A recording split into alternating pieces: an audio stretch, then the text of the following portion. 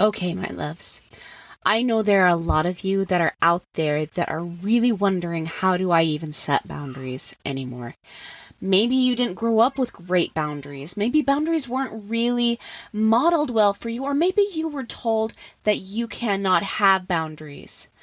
Maybe you're tired of being gaslighted in your relationships, and you're tired of feeling crazy all the time and guilty for trying to make a difference in your life. If this is you, then I want you to come schedule a call with me. Let's chat about the Unashamed Image Program. The Unashamed Image Program is geared towards you specifically.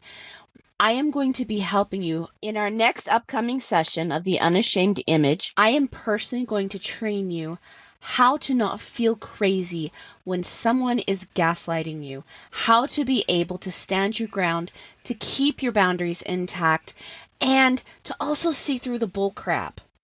I am also going to be teaching you how to set really confident boundaries that you can really rely on.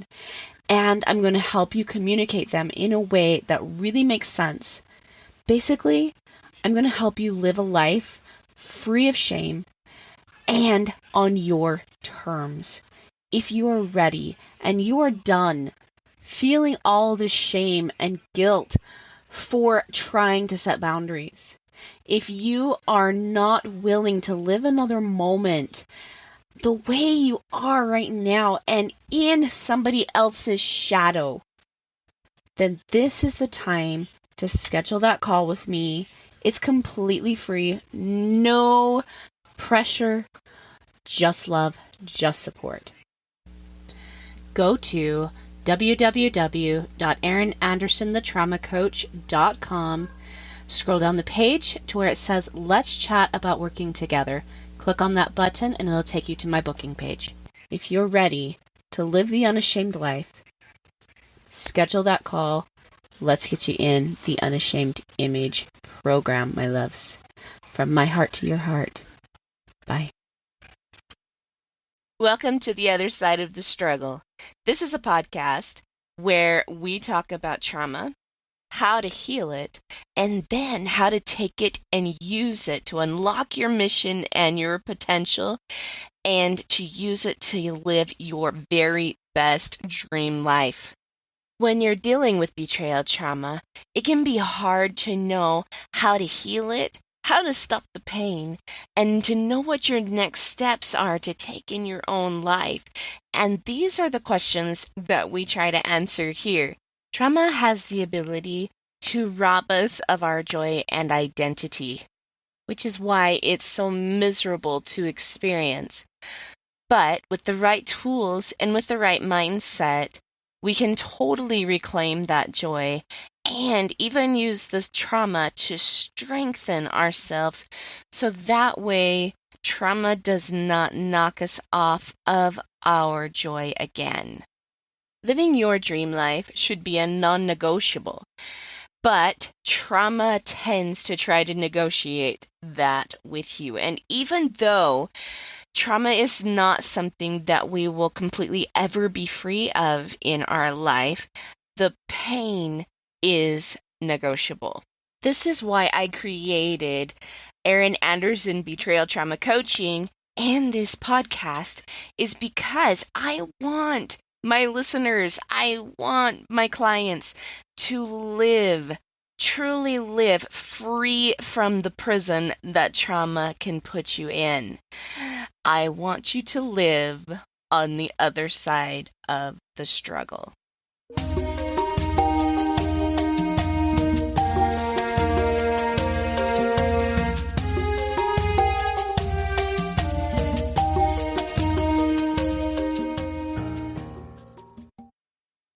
Okay, I want you to stop what you're doing right now for just a minute, and I really want you to hear me out. I want you to go right now to erinanderson.kartra.com/page/heart of gold. There you are going to find a free meditation just for you from me. This meditation is amazing. Let me tell you a little bit about what it's going to give you. Okay? Number one, it's going to help boost your confidence. If you are dealing with trauma, then you are most likely dealing with a confidence issue as well. And it's something that you are really, really wanting back.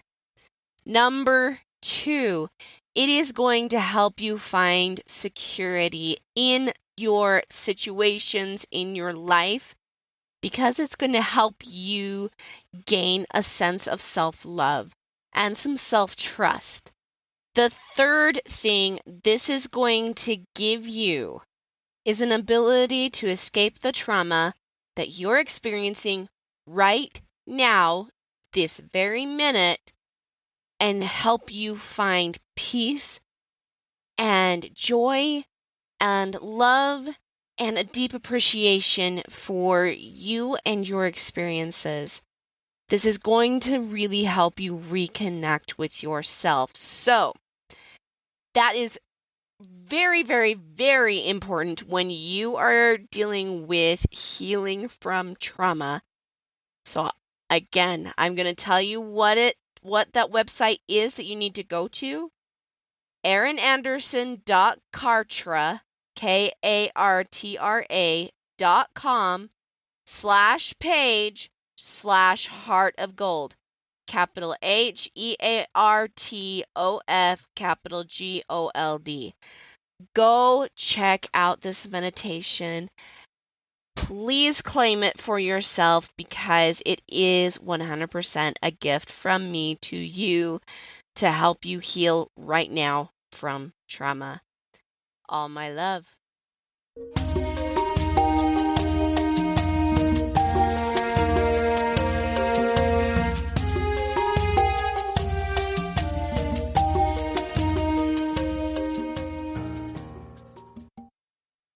Hey everyone, welcome back to the other side of the struggle. This week we are talking about the ideal self.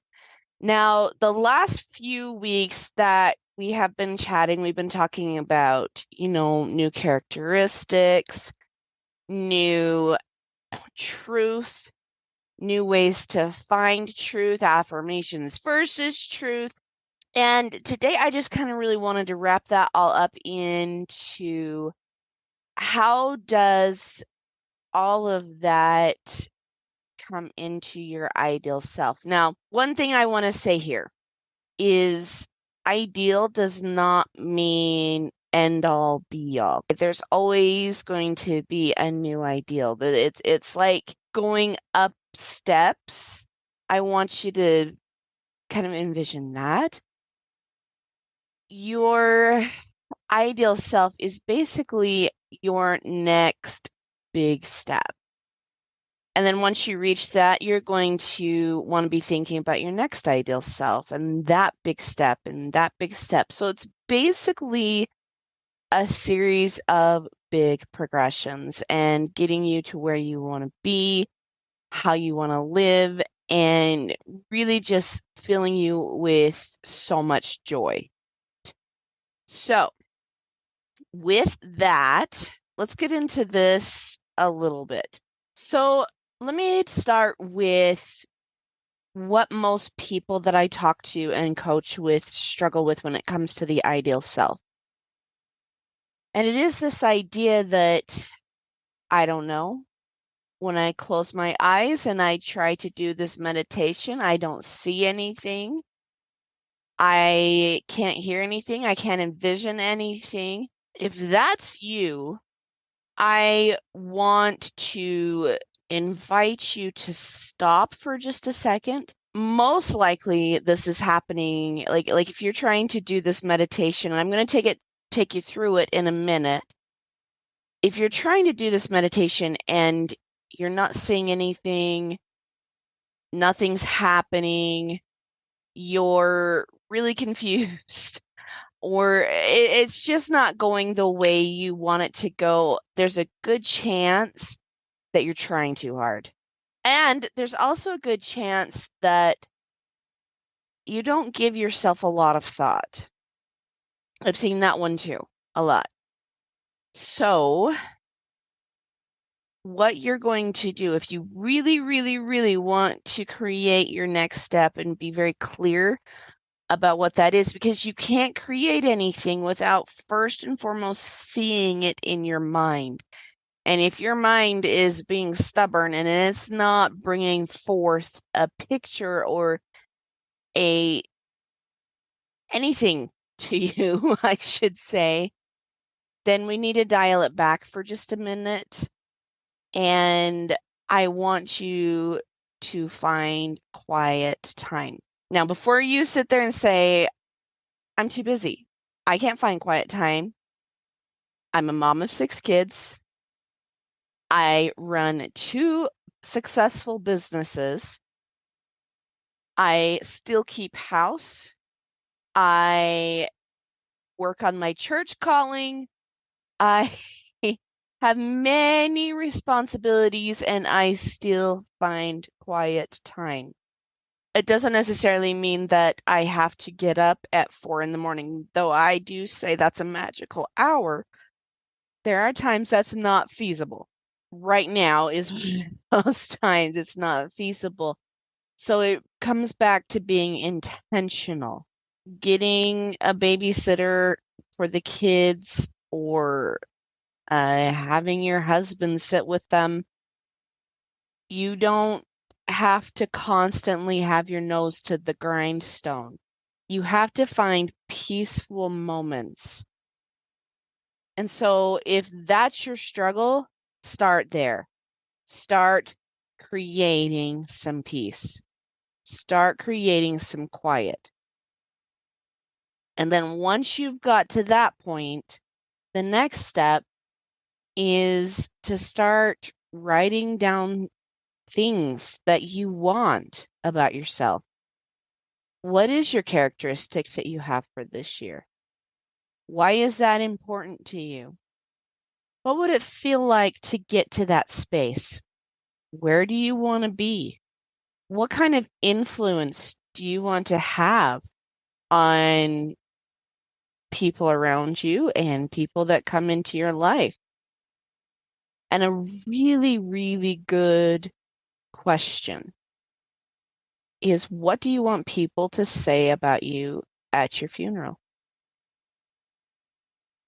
That was the question that actually started my whole ideal self journey.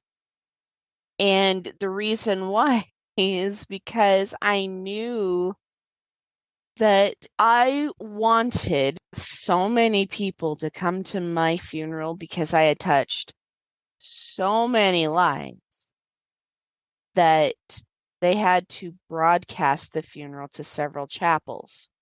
I want people to talk about how my wisdom was something that really helped them gain wisdom themselves. I want them to talk about how when they were hurting and they were in trauma, that I was the one that was able to give them hope. I want them to talk about my relationship with Christ and how I constantly referred to him, how I taught them that no matter what, there is always peace and hope. How I taught them to never listen to lies again, and how I taught them to truly be joyous at all times. Those are the things that I want people to say about me at my funeral. I want my kids to talk about how I was a compass for them and I kept leading them to light and truth.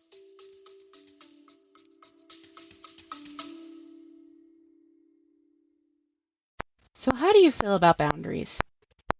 It's a legitimate question. A lot of people come to me really struggling with this concept. They often feel guilty for setting boundaries, or they're not sure about even what a boundary is. They've heard the term, set the boundary, things like that, but that's really confusing for them because it's not something that's well taught in our society nowadays, right? They know that boundaries are really important to having healthy, constructive, supportive, and wonderful relationships, but why? And oftentimes they also know that they feel like their boundaries are being violated, but they can't quite pinpoint what the boundary is that's being violated. That's why I've created the Clarifying and Creating Your Boundaries free PDF. You can find out what your boundaries are, how to tune in to what the boundary needs to be, and how to effectively create and communicate your boundary so that way you stay in this place that respects you, respects the other person, but also gives you the confidence in your boundaries so that way you stop being gaslighted, disrespected, and unseen. So having your boundaries really clear gives you a voice and also helps the other person stay in accountability with themselves. So that's not a role that you have to take on anymore. So if you are ready to really have clear boundaries, to really understand what your role is in the boundary, and to give yourself some safety and some protection against people that might try to gaslight you or are just being disrespectful, go grab my Creating and Clarifying Your Boundary PDF at erinandersonthetraumacoach.com. And while you're there, let's schedule a call with me. Come have a chat with me so that way I can really, really help you master this particular skill, creating boundaries, clarifying the boundary, communicating that boundary, and so that way I can also help you have relationships that show up to support you, cherish you, and love you.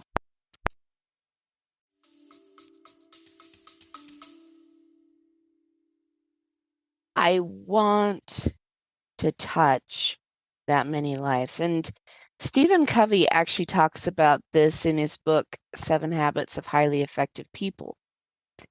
He talks about starting with the end in mind.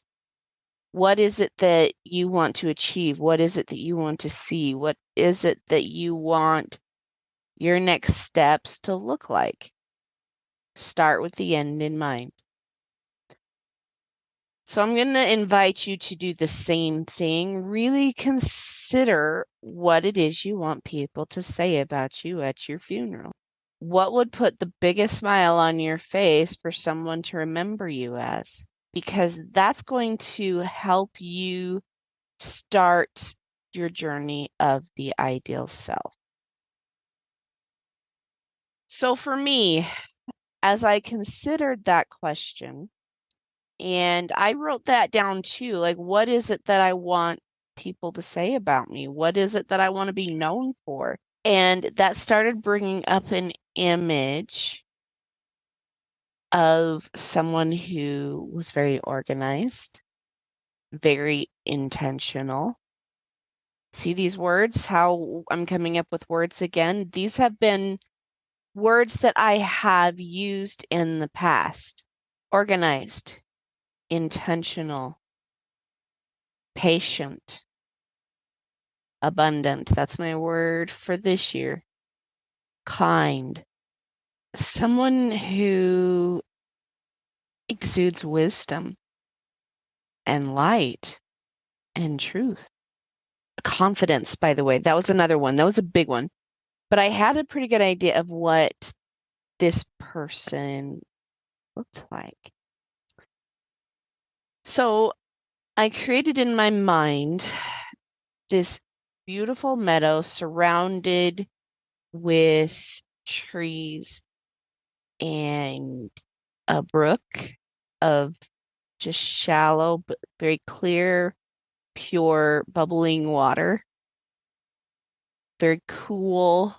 And you want to be able to create a place in your mind that delights your senses. So something where you can imagine like what the smells would be, like what it would feel like to have the water run over your feet, the grass underneath your fingers. You're already using your ears and your eyes, but you do need to use your nose, your smell, your hands, and possibly even taste. Like, what would that clear, cool water taste like? Maybe you have a fresh baked pie next to you and it's smelling like fabulous, heavenly bliss. You've got to engage your senses when it comes to meditation because it makes everything that much more believable. And if it's that much more believable, it's also that much more intense and ingrained inside of you as you use these meditations. The next thing that I envisioned was this temple. It wasn't a big temple, but it was still white, gorgeous stained glass windows, columns. It looked like a small palace. And as I walked into this palace, I had to take off my shoes and I had to put on this white robe as a symbol of reverence.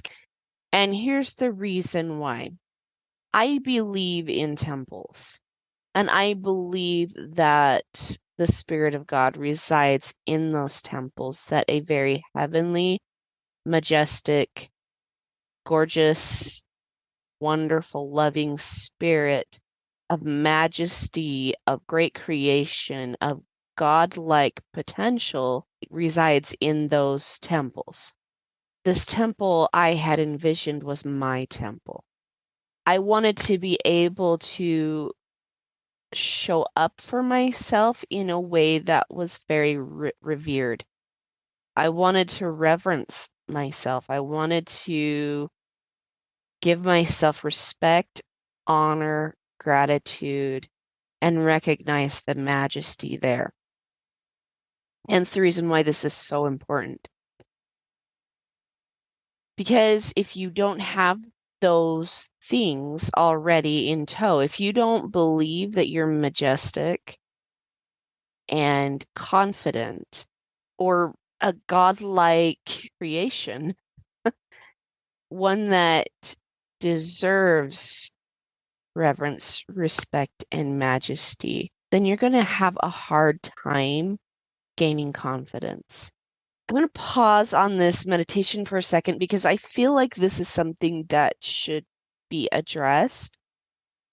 If you look in the New Testament, Matthew, I believe it's chapter 12, 3 times in that chapter, Christ talks about how he is the greatest of them all.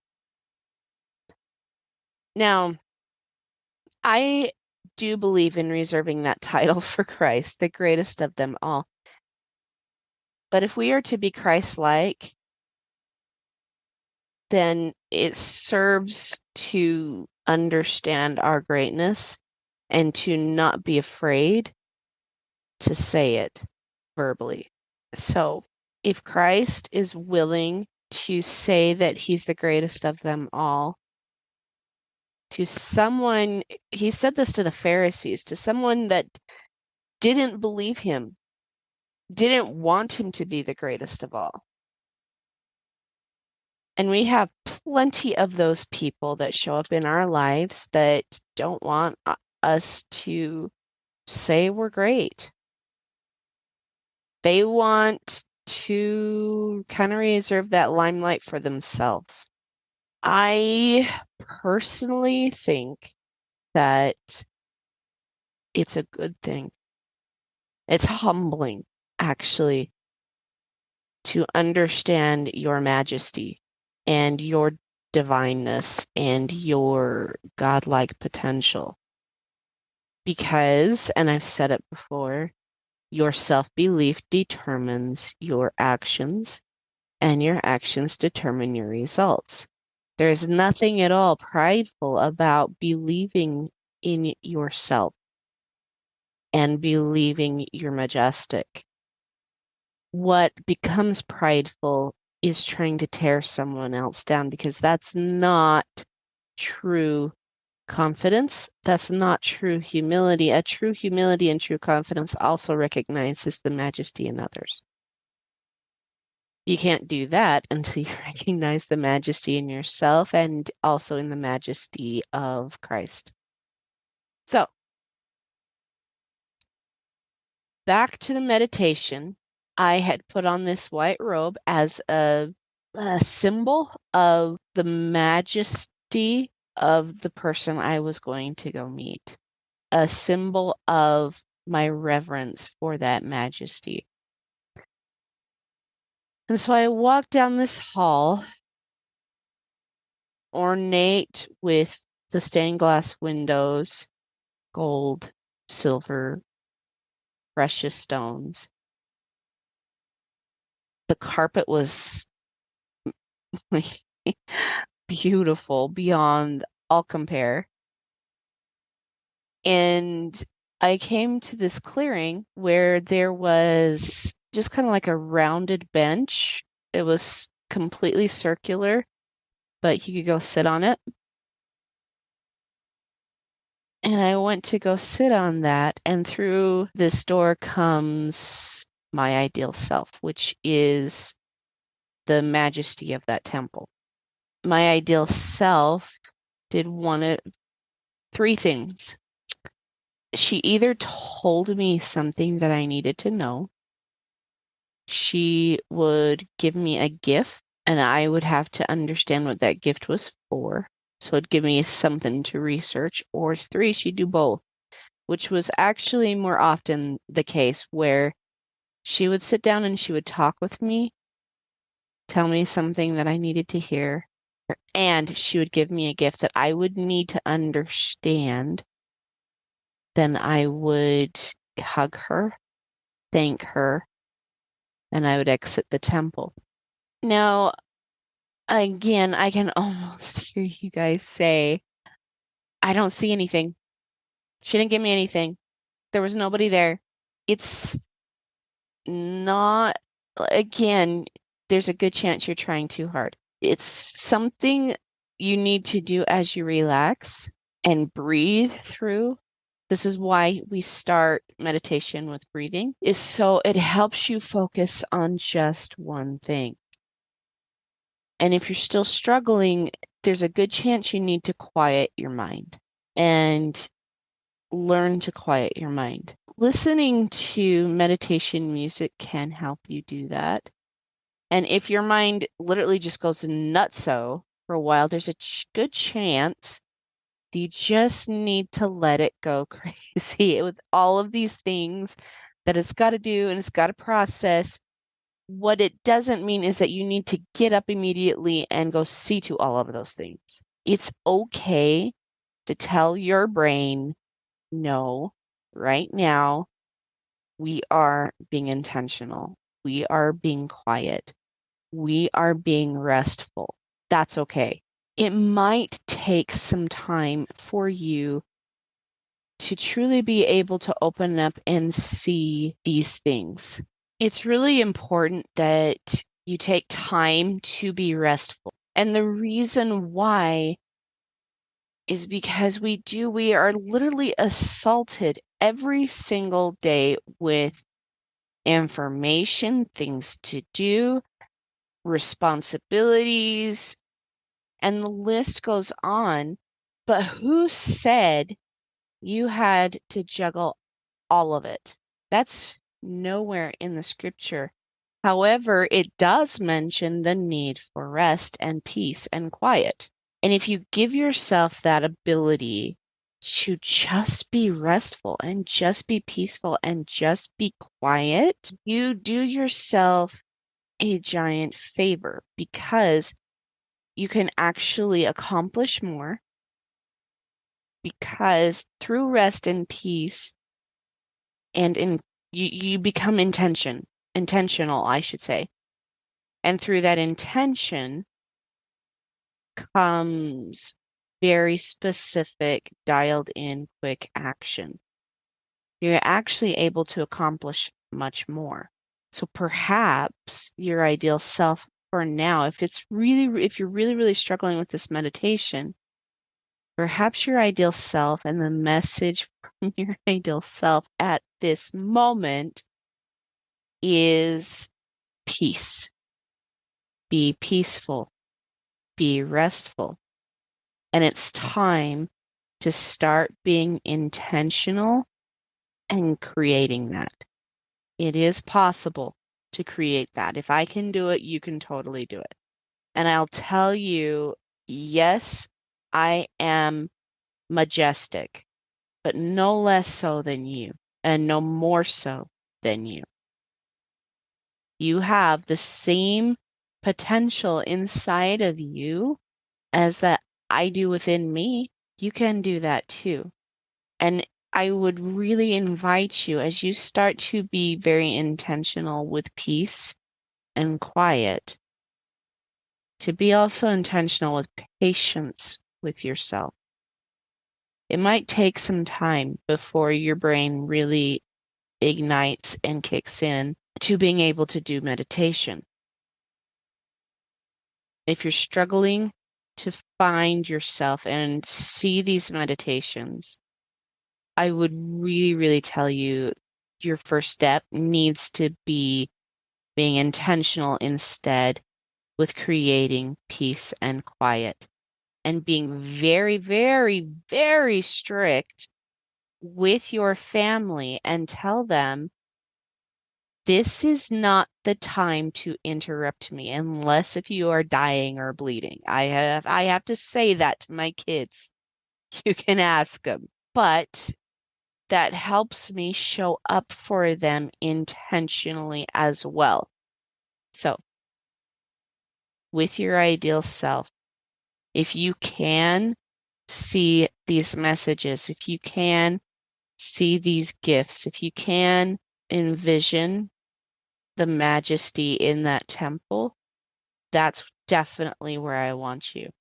But if nothing is coming to mind, that is a big sign that you need to start creating space for peace, quiet, and rest. Because those three things are essential to healing. Consider someone that has been in a really, really traumatic car accident. They don't find healing by limping and dragging themselves to their house to do the dishes.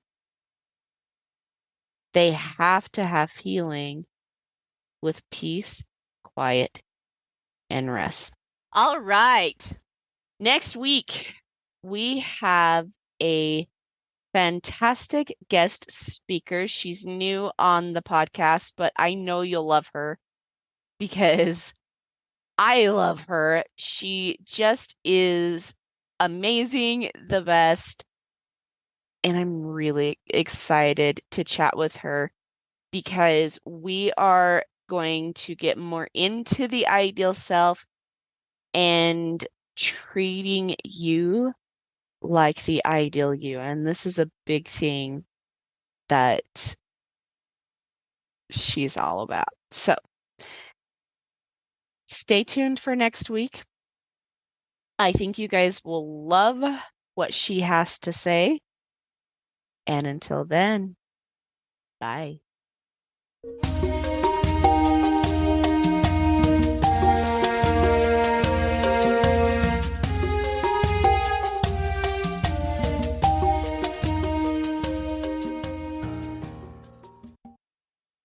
Hey, fabulous listener. I have a question for you. How done with trauma are you? Are you ready to uplevel your life and start creating the dreams that you thought were out of your reach? Are you ready to be free of the choices of other people? Are you ready to start living a life for yourself and creating the dreams that you want? And are you ready to start attracting relationships that show up to support those dreams? Are you also ready to create an amazing and deep love and trust in yourself and your decisions. If this is an absolute yes, then I want to invite you to come and join my 7-day Unashamed Chalk Talk. In this 7-day course, we are going to be going over each one of the 7 pillars for living an unashamed and completely self-trustful life. You will have some very quick, very concise, but powerful assignments to do every day. Plus, you also get access to me live for 7 days. You are going to get to learn how to set the goals that you want to achieve in your life completely unashamed, and also how to figure out what it is that's out of alignment in your life and stopping you from achieving those goals. Then we're going to get into how to get your brain to actually listen to the things that you want and start working on creating them. And also how to give yourself permission to truly love and care for yourself in an amazingly, fabulously fun way. And also how to regain the confidence and love that you deserve to give yourself, despite what anyone else thinks, says, or does about you. Now I can almost hear you say, okay, well that sounds great, but how much does it cost? That is also an exciting part of this. It's only $97. How awesome is that? For only $97, you can start creating the changes you want. There's literally no reason for you to not click on the link in the description below and get started. Come join me today in the Unashamed.